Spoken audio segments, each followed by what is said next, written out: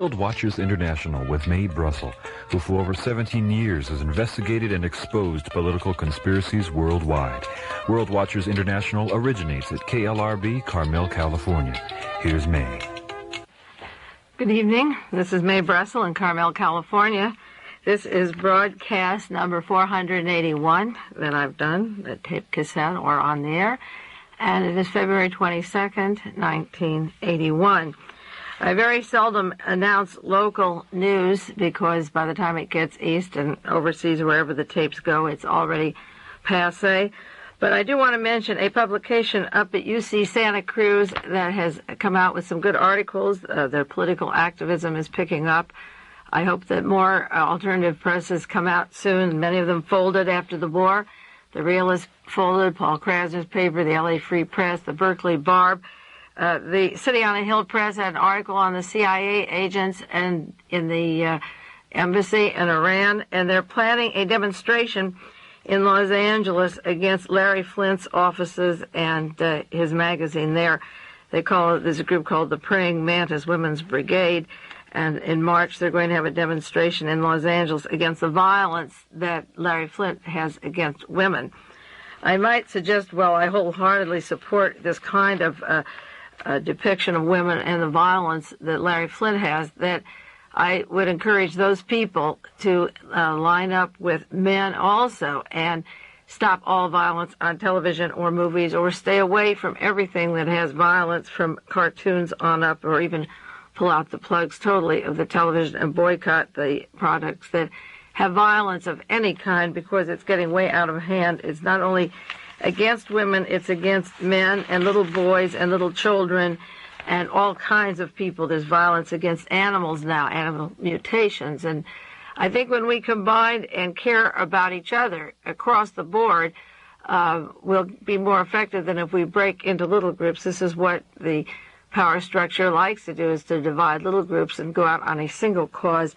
And as we get towards or closer to World War III, and you read articles in the Washington Post that the government, the Pentagon, figures they can lose 5 million in Los Angeles on atomic raid, and you see the charts and the drawings of where the atomic fallout will go, and they just wipe off Los Angeles or a major city, 5 million here or 300 million in total world if we have a minute little bomb exercise, a limited nuclear war.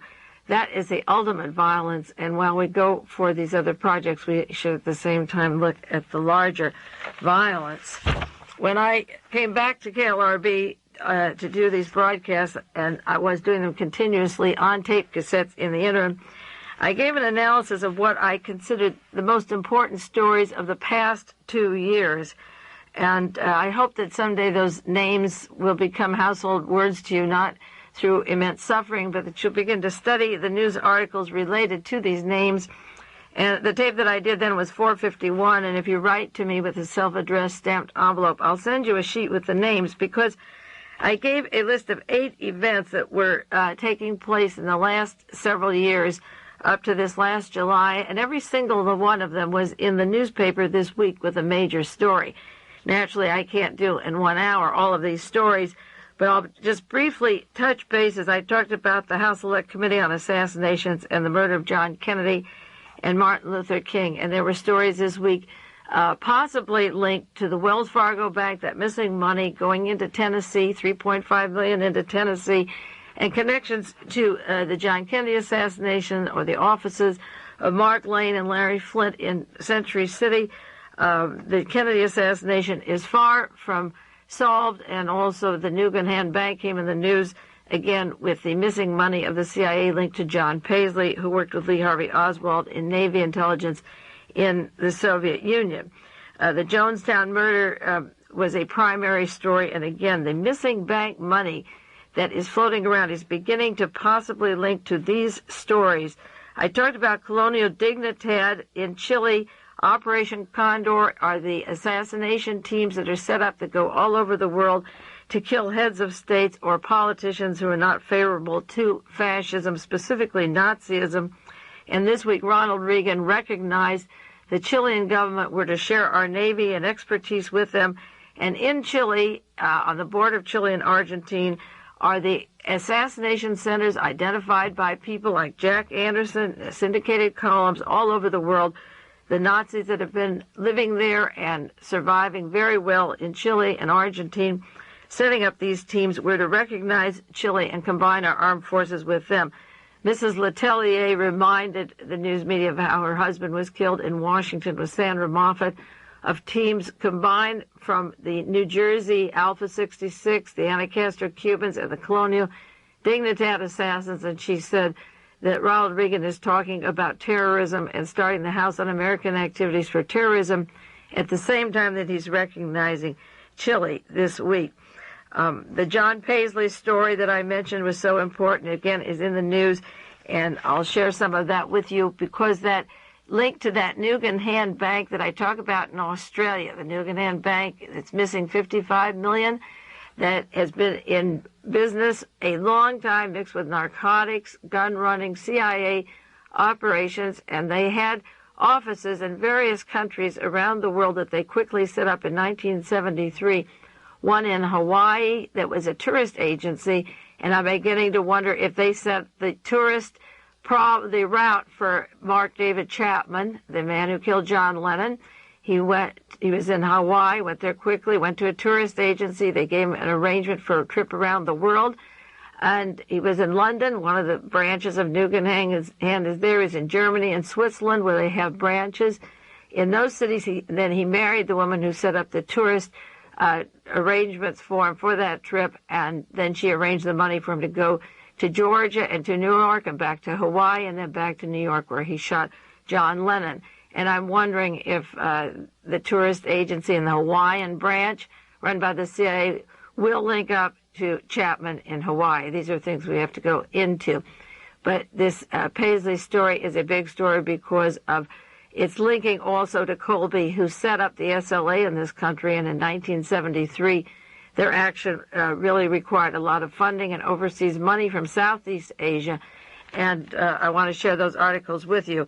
I did mention the murder of John Paul I, the Polish Pope, and then the other Pope coming in 30 days later, and the riots in labor problems in Poland are directly linked to the Pope, the Catholic Church, and the CIA, again, pouring money into Poland as an excuse to escalate our next war if Ronald Reagan can get away with it. He's acting like a crazy man, and that, of course, is one of the biggest stories in the news, is the fear of people that we're going into World War III very quickly. The Soviet Union has been saying this, and I think at first they were a little cautious with Ronald Reagan, and now they're not mincing words. The excuse for taking control of this government, for having internment camps again, for rounding us up, for the House committee hearings or the Senate hearings, is going to be, of course, that magic word, terrorism. The Soviets responded to the charges that they were terrorists that Ronald Reagan gave in his very first speech when he was the president, in his speech before Congress. And I didn't put on the air the exact quotations that came from the Soviet Union. One, it was printed in the Los Angeles Times. The Soviet Union was stung by the charges that Ronald Reagan said they were international terrorists. They said the United States is involved in complicity in the 1978 kidnapping and murder of former Italian Prime Minister Aldo Moro. TASS went on to say that the CIA is the main center for the organization of terror, subversion, provocations, plots, assassinations of prominent political and public figures. They went on to mention a few besides Aldo Moro, and they talked about Lamummba and Mossadegh and the overthrow in Iran and Salvador Allende in Chile. And then they went a little further and they talked about the killing of John Kennedy and Robert Kennedy and Martin Luther King that were done by the United States CIA. I wondered why the Soviet Union held back so long on making those charges, but when Ronald Reagan met them head on, they were very anxious to say that the United States, the CIA and the Defense Intelligence Agency and the State Department, they answered back, are the ones that have been behind the terrorism. The Richard Halloran of the New York Times had an article, Russia's Terrorism Link Discounted, So the New York Times was taking a position against General Haig and Ronald Reagan in saying that the charges of the terrorism that the Russians were doing is discounted. That came again this week in the stories of El Salvador and the allegations of the State Department that the Soviet weapons were there and the Cuban weapons. And the response back from the State Department was, no, we haven't found those weapons. This isn't true. In the New York Times, they had another article, "The Soviet is mocking Ronald Reagan on morality." They said he's sarcastic and has the childhood ailment of power. And he said, "We do not pray to weaponry as if it were a holy icon." He took issue with religion in the United States and in the Soviet Union and said that Ronald Reagan is anxious to have a war, and he's suffering from what every new president suffers from, which is the childhood ailment of power, and one of the symptoms is a rejection of that objective experience of previous developments.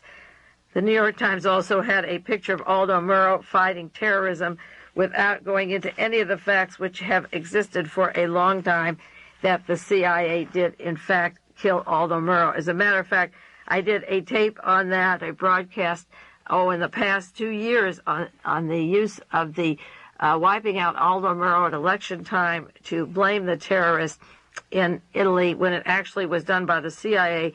And one of the things Moro was trying to do when he was killed was to find the Vatican property taxable instead of them owning electric companies and utilities and large hunks of Rome, Italy, and other places that they pay no taxes. Aldo Moro, as Prime Minister of Italy, wanted the Vatican to pay taxes. The Soviet Union this week, February 22nd, said the U.S. plans a global war.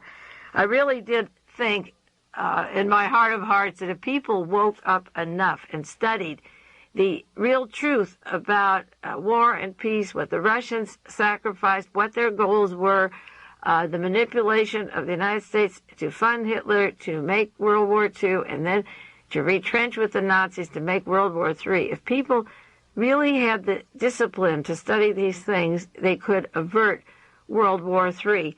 But the response of people, the general apathy and indifference to the existing facts and the existing horrors that are taking place every day in the news without people getting out in the streets and mobilizing now, makes me resigned to the fact that they're not going to be any smarter now than they were in Germany in the 30s.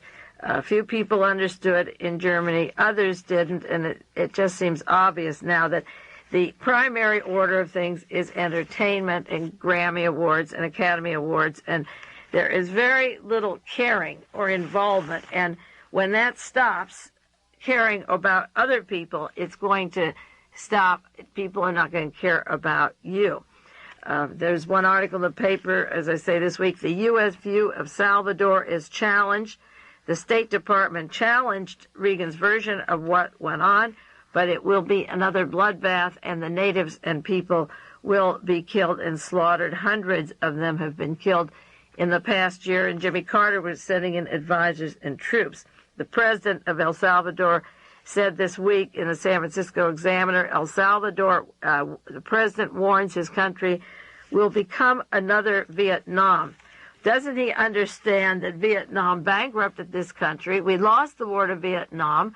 More communists took over when we got out of Vietnam, and in truth, it will be another Vietnam, and there's no way the United States can keep forcing people all over the world with guns, because eventually they're going to have to train people with guns who will turn them against them and have a palace coup. That doesn't mean a lot of heads aren't going to fall, a lot of blood isn't going to spill. It's really a tragedy, but it seems, again, we didn't learn from Iran and we didn't learn from Somoza and Nicaragua, so we have to send troops and advisors and even threaten. We'll send first the advisors and then the troops, and even threaten a blockade against Cuba. We've allowed people, organized crime and the gaming syndicate, to have their jaws on Cuba for years, and it just seems that nothing is going to stop the powers that be that are in office today, because they have worked with these assassination teams and the anti-Castro Cubans and Colonial Dignidad and set up the CIA terrorist assassins, and they will take Central America, the Honduras, and all the countries there, and put in a total dictatorship. It exists in South America now, and all that is left is Central America. And then a few people are going to wake up and say, where did the years go? There was an article, or one of the many articles, on the reason to go into El Salvador is that there's Russian weapons there, and we're going to send officials over to Europe to get support from Germany to send our troops into El Salvador. I saved an article, cache of weapons, back in 1976. A group were caught. I don't even remember if they were punished. They had a 200-man military unit, enough equipment, a racist group, German weapons, American, French, Japanese, Russian weapons, and this was the Christian Defense League that they were linked up with anti-Semitic, anti-Jewish, anti-black material. They have bunkers out in the northeastern Los Angeles County, Ontario, and Pomona. I have many articles on outright Nazis and Minutemen with weapons and Russian weapons. And I have many articles of caches of weapons in the Mojave that are Russian weapons that our government are training to use, and then they send them over to these countries and say, we found a Russian weapon, we have to protect them. This Samuel Cummings in London sells Russian weapons. This is in the New York Times, the London Times, as if they were going out of style or out of, can't find any. He buys them up and then puts them in these countries, which is the excuse for us to overthrow any kind of a moderate government like Allende had, or any other government that wants to coexist or raise the standard of living with its native population. As I say, this week there was an article, U.S. ends 4-year spat with Chile, and Mrs. Letelier is saying, you're talking about terrorism, and you're going to send money, U.S. Export-Import Bank, you're going to trade, you're going to share navies with Mr. Pinochet, and he seized his power by killing Mr. Allende and grabbing that power. And now the United States, 4 years after Jimmy Carter is out, and as bad as Carter was, we're going to recognize Chile. A friend of mine, a close friend who listens to shortwave of Moscow every evening and gives me a lot of information on Moscow, said that this week the Soviet Union was adding another murder list to the American assassination team, such as Allende and Mossadegh, and they mentioned President Juan Torres of Bolivia. So I got out my files on the murder of Torres in Bolivia, and in 1976 it came out that he was overthrown in a military coup. In 1970, he was in office from 70 to 71. He was toppled by a military regime who are still in power, and he fled to Argentina, and then he was gunned down, as were 400 other people in Argentina by the right-wing government. There were death squads, and people that fled there to get help were gunned down, and he was one of them. And the Soviet Union is now bringing out that murder. It seems that the USSR will be competing with Mae Brussell to talk about assassinations that the United States government does. But this is a very important point about why I do this work and why I share it with you, is that if the United States is doing these things to put in Nazi regimes all over the world, your rights, your civil liberties, wherever you walk, you will be unsafe. The arms on the streets, the policemen on the buses, the rapid transits, you won't have money for the increase in fare for the airplane fare or money for your gasoline. They talk about increasing the tax now on the gasoline. You'll be impoverished and kept in a slave master state. And if everybody who would speak up for you is murdered, such as Mr. Kefauver, Adlai Stevenson, or John Kennedy, or Robert Kennedy, or Martin Luther King, or Malcolm X, if all of these people are killed and they can't speak for you and you don't want to know who killed them, then you have to wake up and speak for yourself, because there isn't anything left. There are no leaders left, and all you have to face is raw fascism in whatever form it has, and it is armed and it is financed, and it is dreadful. But this is the price we're going to pay for sitting back and doing our own thing. We've heard so much of that in the 70s. Do your own thing and learn to cope.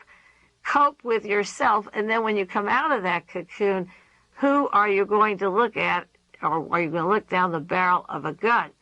That's what I was doing, was my own thing until Kennedy was killed, and then I realized that I had repressed my anger about the House Un-American activities, or the Alger Hiss case, the framing of Hiss, or smearing Helen Cahagan Douglas as being a red, or Jerry Voorhees in California, and watching the Rosenbergs being persecuted, singled out for giving away secrets later. It turned out they didn't give. I sat very quiet, and then all of a sudden I came out of doing my own thing and realized that I better wake up because something serious was happening in this country. And if you didn't believe it then, those of you who remember 1963, and a lot of you listen to me now, you young people, you better realize that coping is, how are we going to cope with rampant fascism? And this is what I predicted years ago, 8-9 years ago, you'd get when Reagan was president.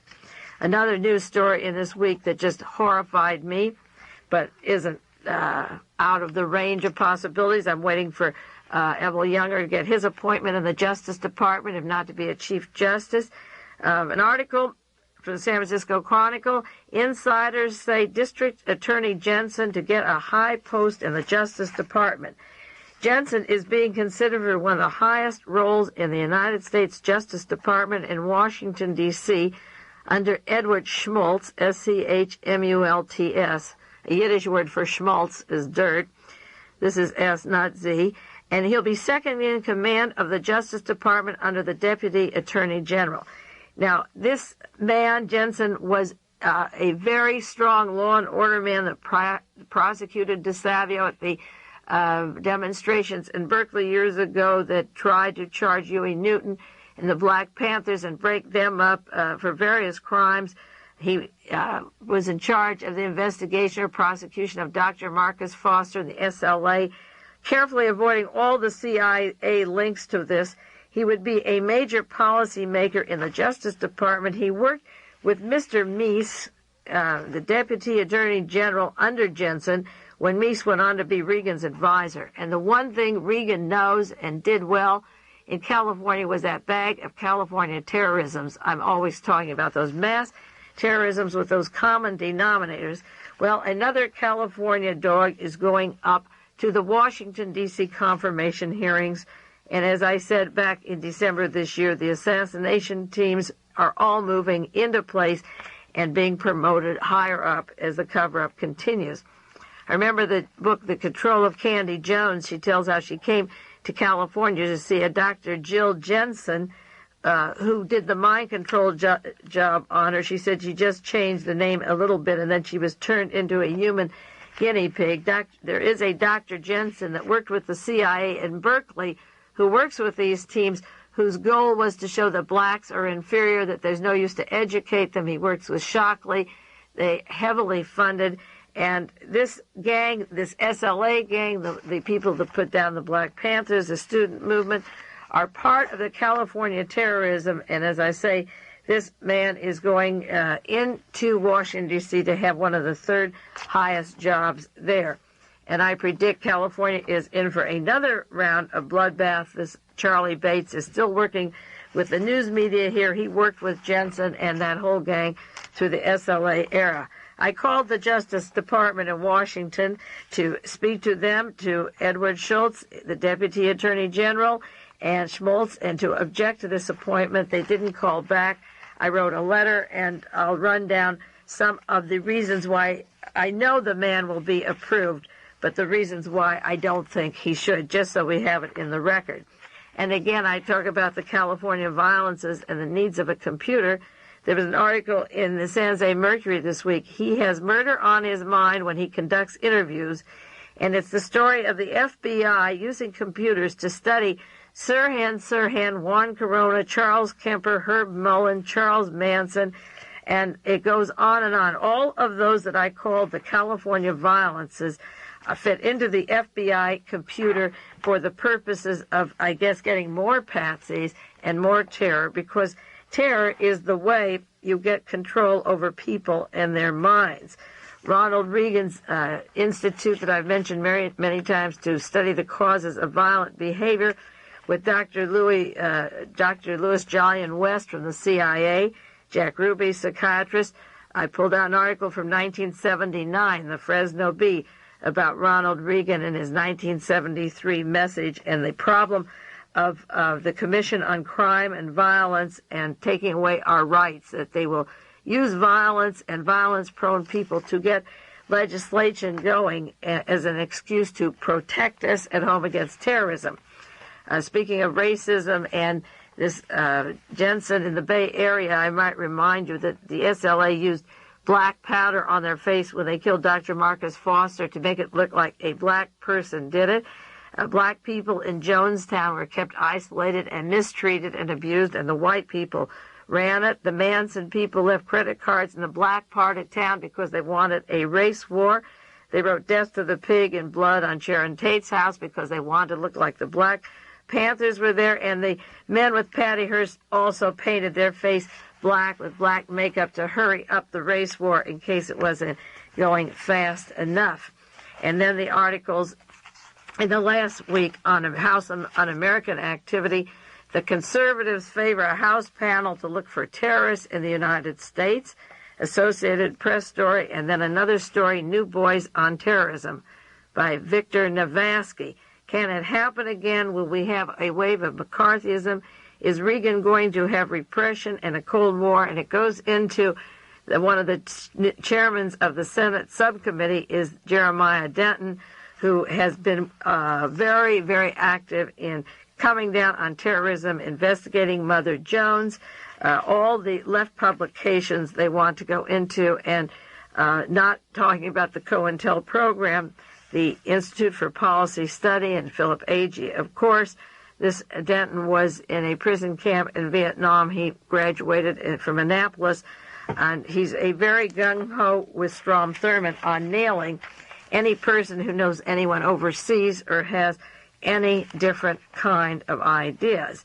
And, of course, they won't bring up in their terrorist activity the Frank Turple, George Corcola situation that I said was one of the most important stories in the country. Jack Anderson has an article this week, again, about 4 people that met with Idi Amin in 1976. One British, Robert Assel, British-born, security advisor for Idi Amin. Another one was Wadi Haddad, who arranged for the 1972 Munich massacre of the Olympic Games of the Israeli students. Haddad died in 78. This meeting was in 76.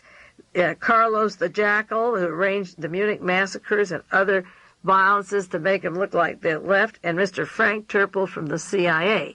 Now, Turple was there with the Englishmen to offer them what Jack Anderson says, merchants of death information. Turple was selling over in Europe at this one meeting $3.2 million worth of weapons from the CIA and communications, and providing torture, instrument around the world, and laser, electronic shock, and guns, and deadly hardware. And one of his cute tricks was to provide rats that you put on a victim's stomach under an inverted pot, and you require the rat to gnaw its way up into a man's stomach. That is the terrorism that Tass is talking about. That's the terrorism I'm talking about. That's the terrorism that Jack Anderson is talking about. It's not the terrorism the House Un-American Activities will talk about. That a man, Samuel Cummings from Philadelphia, and the CIA goes to England and sends millions and millions and millions of dollars to every country of the world with torture equipment and atomic bombs, offering Idi Amin atomic bombs, just coming directly from 2 CIA agents, including live rats to eat people out. That is America. I don't know what Russia's doing, but I know what America's doing, and I live in America, and I can't think that the way to fight communism is to send this all over the world to every country, and that America can save face, and a future generation can save face, and say, I'm an American, and sit back and take this day after day like we do. And then there was a story, January 18th, arms dealer, this Samuel Cummings, is the brother-in-law of Senator Tower of the House Foreign Relations Committee. He's the one in London, the CIA man who runs Inter Armco, who sells 100 million marks. He just turns over constantly small weapons, big weapons, the silencers that Mitchell Werbel makes. And there was an article in the Rolling Stones, A Plague of Libyans, How America Imports Bribery and Assassinations, along with 700,000 barrels of oil a day. And it goes into hit lists, so that every magazine, not only Mother Jones, the Rolling Stones, February the 5th, 1981, on Gaddafi, and of course Gaddafi is linked to Turple, Corcola, Samuel Cummings, and the CIA. This country has gone crazy since World War II, since World War II began, long before that. But since it was over, they've gone bananas. But now they talk about giving atomic bombs, the CIA, to people like Gaddafi as an excuse for us to have a House Un-American activities, but they won't bring up Turple and Gaddafi. Turple left the country when he was arrested in New York. And so this is the kind of thing the House Un-American activities doesn't intend to go into. They want to get us. It's a little sickening, and I get very disgusted, and every day now the news confirms more of what I feared for the past 10 years. This is the end of the first 30 minutes. If you can take 30 more minutes of gore, we'll take a 1-minute break. It's Mae Brussell and Carmel, and I'll be back.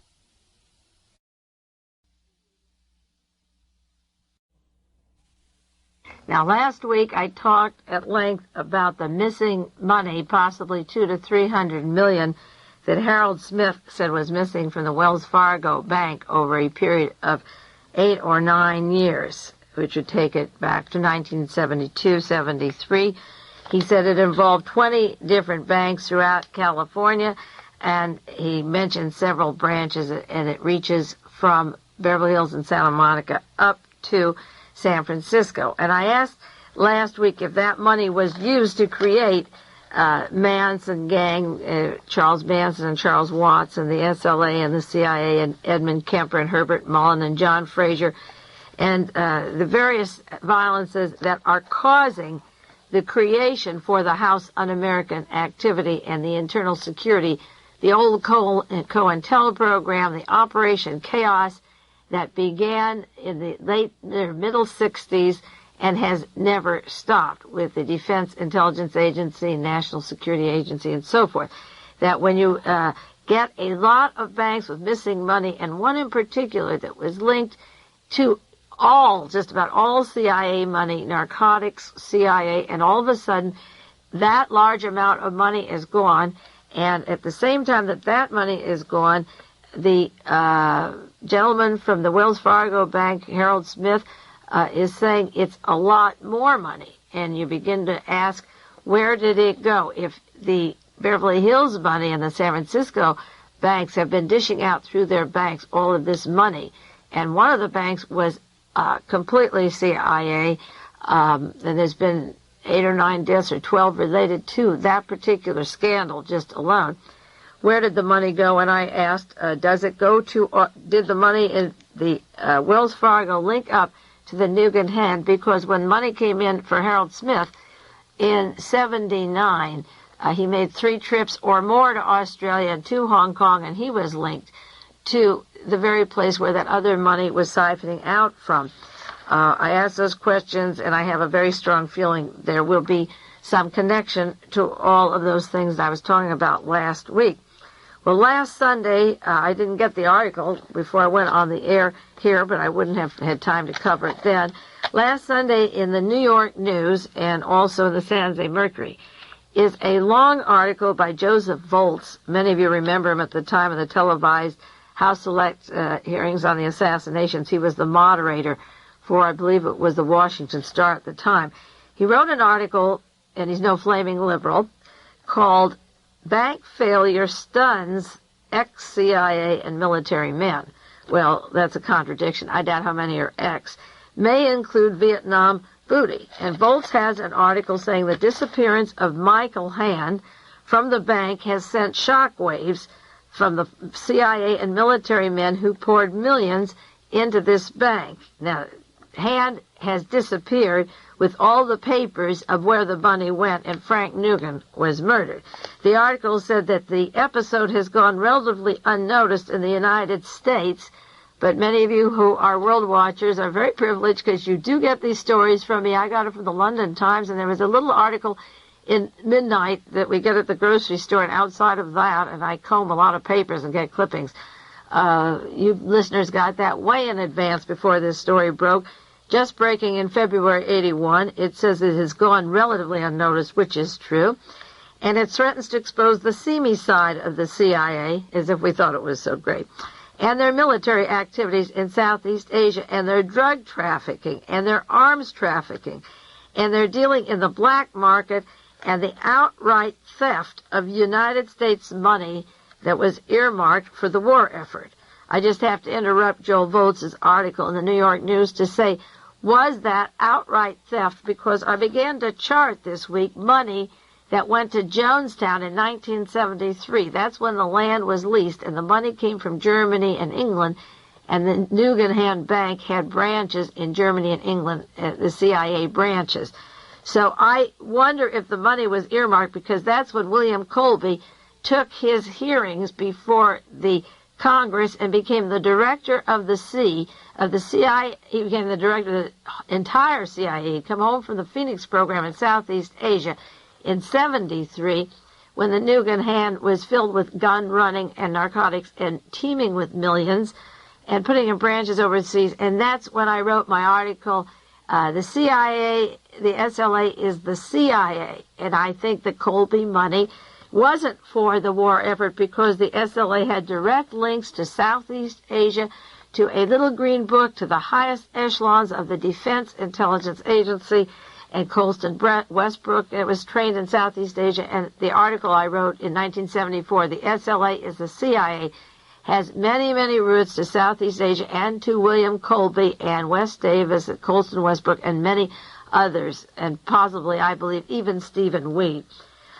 So he says in the article, Joe Volz, that the money was a theft of funds, and I doubt if it was. I think it was diverted to Jonestown and to Hawaii and to the United States for continuing the Operation Chaos that the government had set up in 68.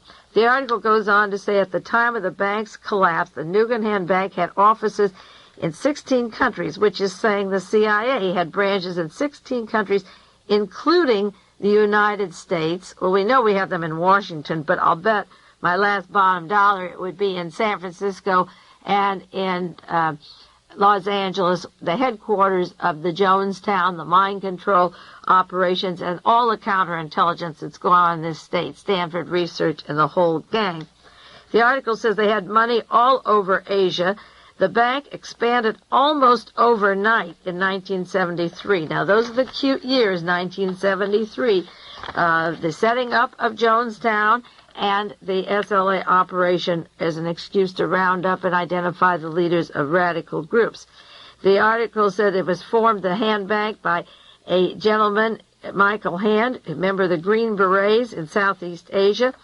He only had a high school education. He was a high school graduate. By some mysterious reason, hunks of millions were poured in 1973 into a bank with his name, known as the Nugan Hand, that was a major station for Hong Kong, Manila, Taipei, and the Middle East, Saudi Arabia.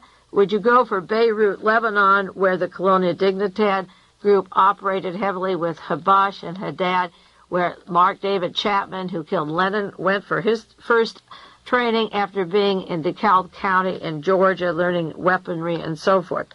The article says the Green Beret Bank in military circles was, the Nugan Hand was known as the Green Beret Bank, which is counterinsurgency and counterintelligence. And then the CIA officers that went to work for it dispersed some of them to other areas. There's an Army General Edwin Black, former commander of the U.S. forces in Thailand, who became the Hawaiian representative, and George Farris, Farris, a Green Beret buddy of Hand's, who went to Washington, D.C. And CIA Director William Colby, who ran the Phoenix program, where he threw people out of airplanes to silence them or to terrorize others, who admitted killing 30 or 40,000 in his Phoenix program in Vietnam, one of the most horrible representatives of the human race, similar to Adolf Eichmann. William Colby became the attorney for Frank Nugan just before he died. He had been representing him, and Frank Nugan mysteriously, in quotes, commits suicide after having the director of the CIA with his hand into California counterintelligence and United States linked to California. I keep stressing California because you're nuts. Come out here to California and get their training, or pass through California, just as Candy Jones had to get her racism through hypnosis out in Oakland, California by Dr. Jensen, when a Dr. Jensen, in fact, works for the CIA and is an outright racist and funds all kinds of money to show the low mentality of the blacks for that kind of thing. Incidentally, Mrs. Jean Harris, I just read in papers I got from a listener in New York, just before she killed Dr. Tannauer, had a long visit in California. She saw Tannauer in February. She came to California and then went back to the Madeira School and wrote suicide notes like Candy Jones was supposed to do, and then goes up and shoots Dr. Tannauer. She had her visit to California. They all get a touch of California one way or another coming through. David Berkowitz going to in the service in South Korea and so forth with the mind control. But anyway, getting back to the bank failure of the CIA when Nugan died, January the 27th, 1980, of what the Australian police called a suicide, January the 20th, 1980. Large sums of money from the bank were missing. Millions of dollars are missing, and so is Mr. Hand, and so are all the records and papers. And speaking of missing papers, I don't want to digress too far, but the manager of the Beverly Hills Wells Fargo Bank, who is trying to put down their missing maybe $200 to $300 million, his house was raided this week, and papers were removed from his house just as the Nugan Hand Bank was emptied out. And Frank Nugan is dead, and Michael Hand, for all purposes, is probably with John Rosselli, maybe at the bottom of a sea or in a car compressor with Jimmy Hoffa. Now, the Nugan Hand Bank, according to Joe Volz in the New York News, had Australian Pacific Holding Limited, which was a tourism company. I'll say that again, the Australian and Pacific Holding Limited, a tourism company. Now, we should look into the tourism firm that Mrs. Chapman worked for. She wasn't Mrs. Chapman at the time that she arranged his tours, because he was going to go to the very countries where this bank has branches, in Switzerland and in the Middle East, and take his trip around the world, and London and Germany, as I said, before he shoots John Lennon. This bank was known as a very tight part of Air America, according to the New York News. Air America and the CIA are one airline known as CIA Airline, and they had strong links to that, and they also had links to drug trafficking and allegations of gun running, drug trafficking in particular. Now, if Ronald Reagan, at his speech as governor in early 1970s, wanted that school to stop, to try to stop, in quotes, violence or terrorism by putting implants, electrodes into people's heads and studying Indians and blacks and minorities, and it was to be run by Jolly West of the CIA, linked to the Kennedy assassination. And when that was stopped, I maintained the minute Jonestown came down that Reagan's team merged and went on down to Guyana and took those blacks and put them in those bunks and began medical and mind control experiments on them that they couldn't do at UCLA because the whole group was exposed. And down at Jonestown, you had money in the same banks or cities that Nugan Hand had money, and you had large amounts of weapons and an open seaport, Port Kaituma, that they come in their own airstrip, and they had gun running, they had narcotics, and they had assassination teams. So at the time that Colby's in the CIA and Jonestown is formed, in 1973, the Nugan Hand was swinging with banks all over the world. And the important thing is that I've mentioned this bank many times on many broadcasts, but this week it came out at the same week as the article of Turple, Corcola, and their international weapons, and the same week that the Wells Fargo investigations are going. So I charted out. I spent a lot of time this week making interconnecting charts of Jean Harris, who was in the Soviet Union in 1959, just before the R.V. Oswald went there and met Marina Oswald, and the links of her trips to London, her trips to South Africa and Germany.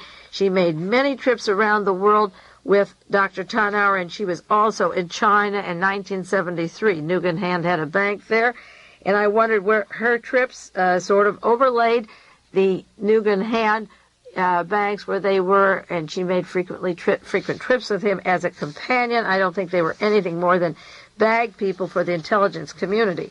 Incidentally, I've made allegations that she had a very good position to do spying, and she was going through waste paper baskets at the Madeira school, and she worked with a psychotherapist, not only received large amount of drugs from Dr. Tannauer up in Westchester County, but she worked with a psychotherapist at Madeira school, and it turned out this week that the woman who worked with her at the school from 1977 to 1979, she had to stop working with Jean Harris because her son was taken a hostage in Iran, and he was one of the highest level in the State Department with the CIA. And I'll go more to Jean Harris and Tannauer next week.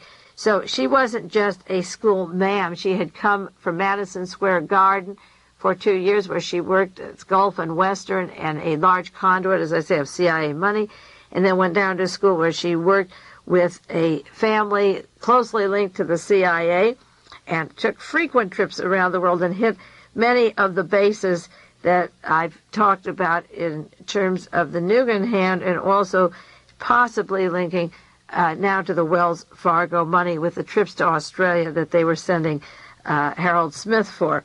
As I was marking out and charting the links of the money, maybe Nugan Hand, and the 200 or 300 million missing from San Francisco to Los Angeles that could go into Jonestown, the year that Jonestown was set up in 1973 and heavily funded until it collapsed in 1979, I discovered in a book that Muhammad Ali made a trip down to Jonestown to see Mr. Burnham just within months after Jonestown tragedy took place.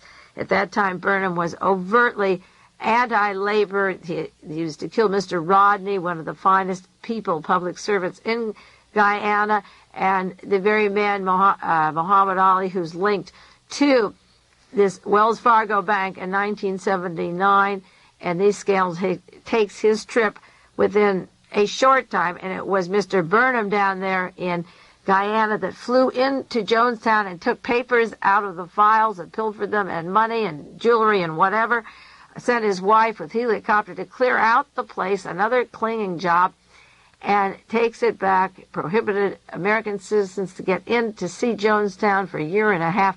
And who is visiting him right afterwards but none other than Muhammad Ali, making a trip to a real fascist. Burnham is like Idi Amin, but Muhammad Ali has links to the Wells Fargo and also down to Burnham and Jonestown.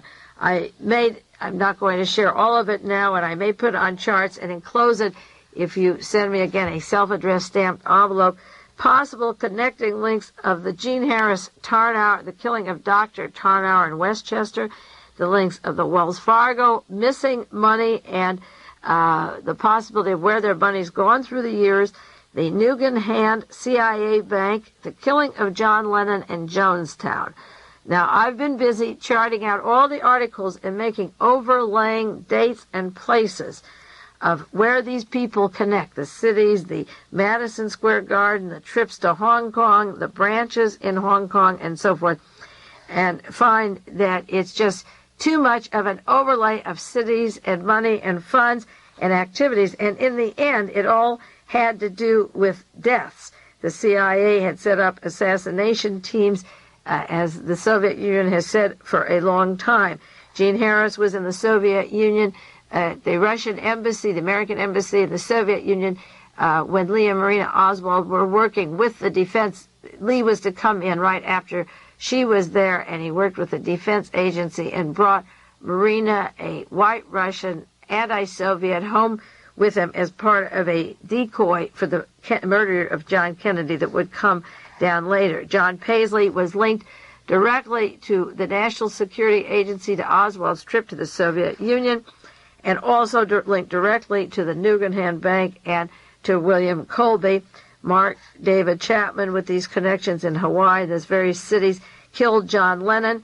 And at the House hearings on Jonestown just about 8 months ago, they admitted that there are death squads and assassination squads that are linked to Jim Jones. Remember, those people were turned over on their stomachs so you couldn't see them.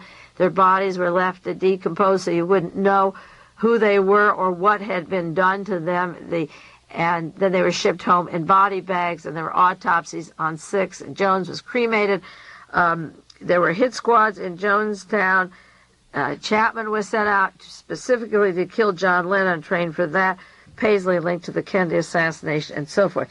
So we're talking about a lot of deaths and a lot of problems. And as I say, in 1974, when I wrote The SLA is the CIA, I had a table of contents in that article saying, how do you tell a CIA espionage plot from a revolutionary, radical, terrorist, guerrilla army? And when the House Un-American Activities gets going, maybe I'll be able to afford to send them each a copy of that article and update it.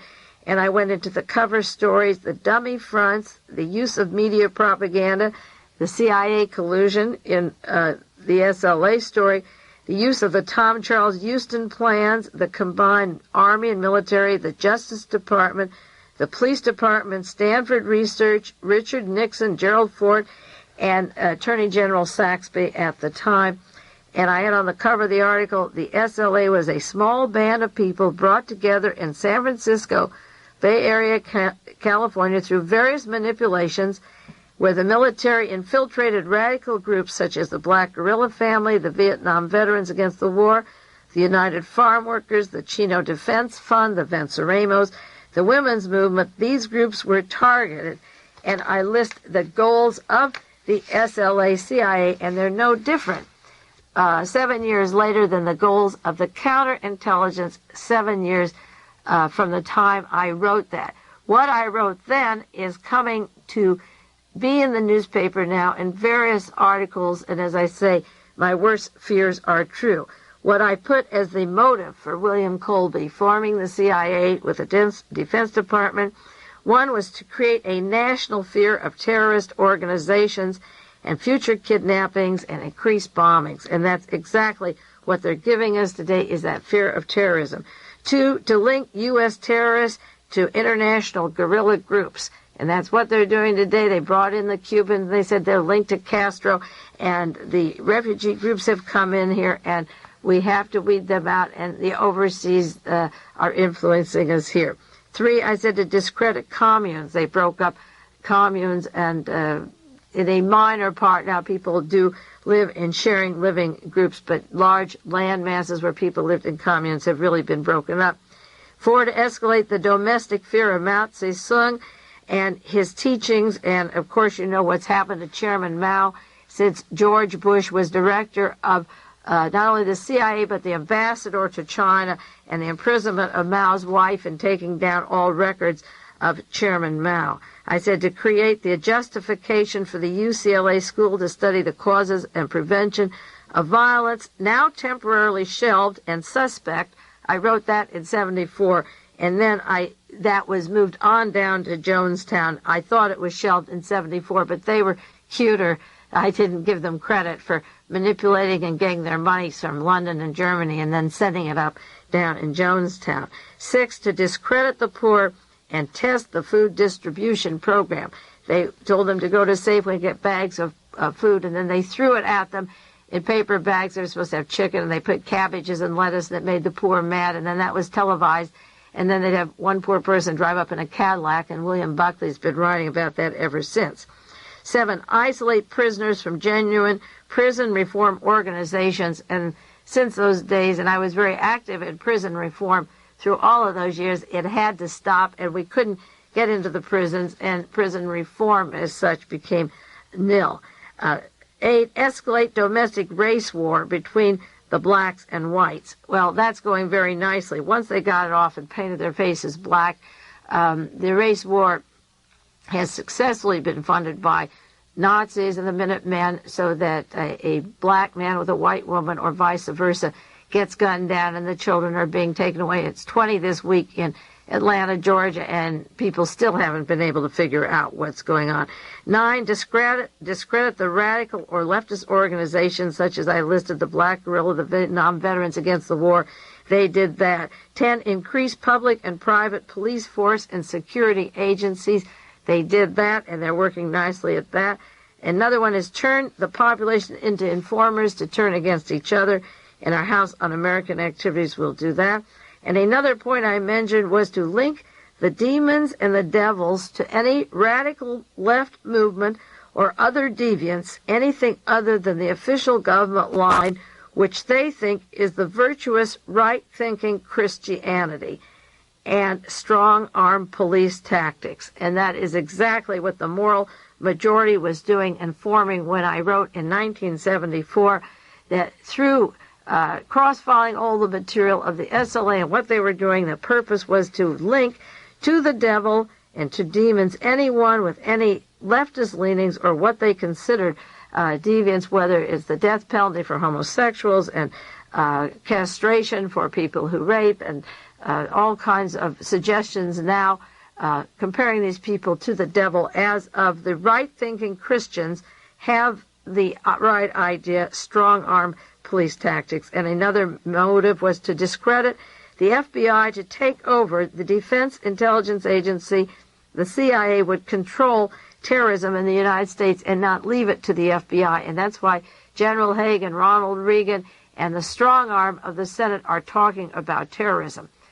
They're not going to leave it to the Justice Department. They're going to take it to a higher level. And the last and final reason for setting that up by William Colby, and I charged him at the time in 1973, was to set up conditions for martial law and prevent free elections and escalate fear and keep the power in the hands of the military and intelligence agencies. Well, out of 15 allegations in 1974 of where Operation Chaos was going, I didn't miss many bases, and it wasn't until 1975 at the Senator Church's hearings, that Operation Chaos and the FBI COINTEL program was really identified. But I knew the Army was working. They were working in the state with the local police department. They were working with the CIA. They were photographing, fingerprinting, and tabulating in their data banks. And that was 7 years ago. Well, where do we go from now? Collect articles on caches of Nazis, collect articles on caches of Minutemen, and when the House Internal Subcommittee goes, or the House Un-American Activities goes, let's save our money and go to Washington and present the documentation that the terror is coming in the United States from the CIA. It isn't coming there because Russia is said it's coming from there. It's coming. Russia's saying it's coming there because it is, in fact, coming here. And what we have is a group of people who attach themselves to Adolf Hitler. The new gentleman in charge of human rights said, I think it was just this evening, I heard on the radio coming in the station, that you can't worry about dictatorships. You take the lesser of two evils and you move towards a dictatorship. Well, if the United States government and your taxes have put in 77 military dictatorships, then you have to be 78. So either you have to stop paying, or you have to yell on radio talk shows, you have to write to congressmen, or form study groups and go over this now and figure it out, because it's getting way out of hand, nationally and internationally. Well, my time is up. I'll be back with you next week. There's always too much to put on in 1 hour. Unfortunately, the news is that bad. But I do the best I can in 1 hour. And take care of yourselves. I'll be back with you next week. It's Mae Brussell in Carmel, California. This has been World Watchers International with noted conspiracy investigator Mae Brussell. This program originates from Carmel, California. We're FM 102 KLRB.